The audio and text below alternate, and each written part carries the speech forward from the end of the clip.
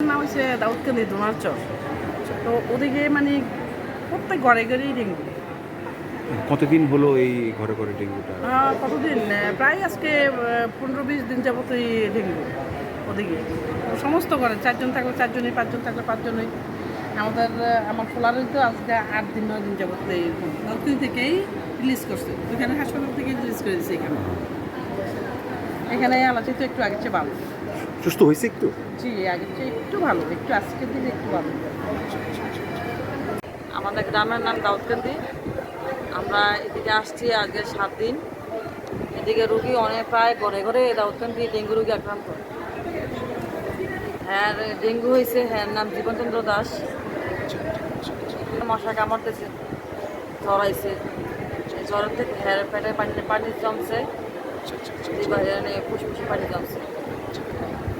খাইতে পারি না, পেটের সমস্যা হয়েছে, বিভিন্ন ধরনের সমস্যা, বমি করছি। ঠিকভাবে তো আর জানি না, আমি তো থাকি বাসায়, আমি তো আর বলতে পারি না। হয়তো আশেপাশে ময়লা আবর্জনার কারণেই কেউ মশা হইতেছে, পরিষ্কার পরিচ্ছন্নতা রাখতেছে না, অলিগলি চিপা দেয়া। দেখা গেছে যে ওষুধ দিতে যায়, সপ্তাহে যদি বা মাসে যদি একবারও দিত তাও মনে হয় হয়তো ইয়ে থাকে।